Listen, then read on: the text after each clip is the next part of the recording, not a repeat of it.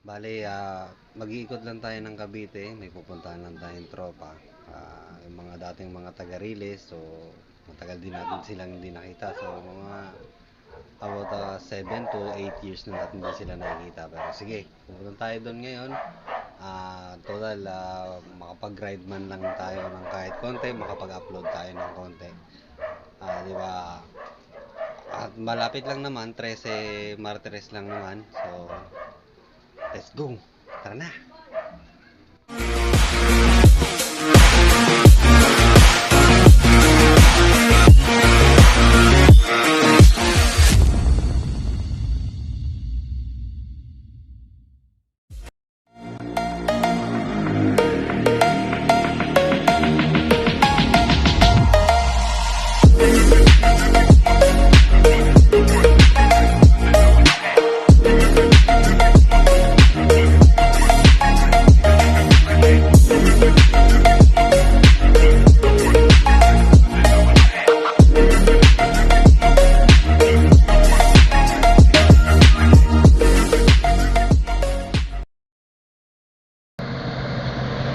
So yun mga katropa, nandito na tayo sa sakop na to ng Gentry.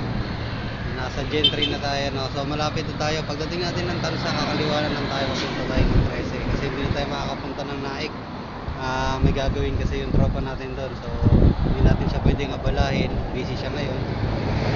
Sunod na lang natin.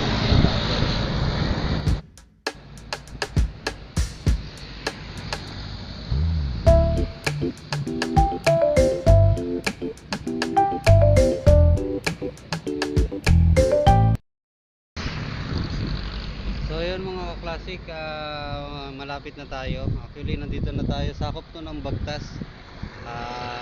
Bagtas Tansa, no? Bali nasasakupan to ng Punta 2, Punta 1. Okay, sakop pa to ng Punta 1. Nandito tayo sa highway. Yun, malapit na tayo, konting-konti na lang nandun na tayo. So sige,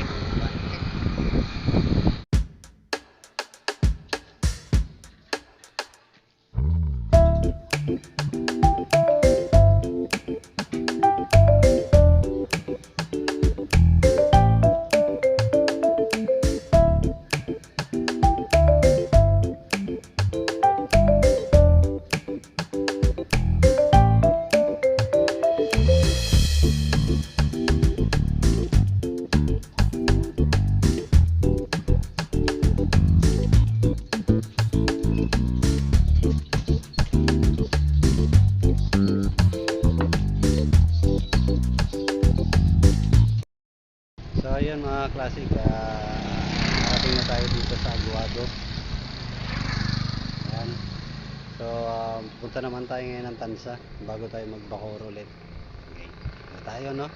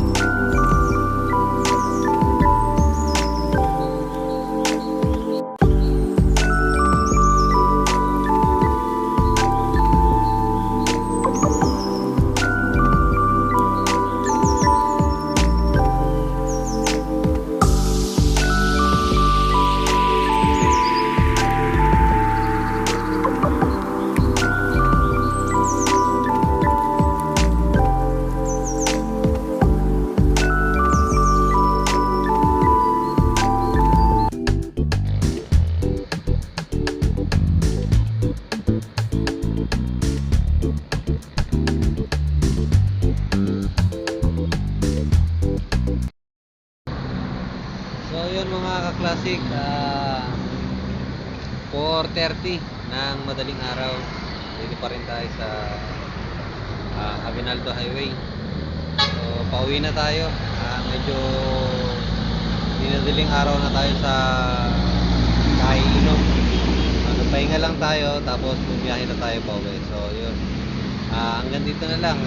So, nag-video po tayo ng ilang video kasi hindi tayo makapagkuha habang tayo tumatakbo kasi wala tayong cellphone holder dito sa ating kay Kiwi, no? Wala tayong cellphone holder. So, wala tayong makuhang habang tumatakbo tayo sa motor. So, yung video natin, yun po yung kuha natin while off tayo sa motor. Salamat.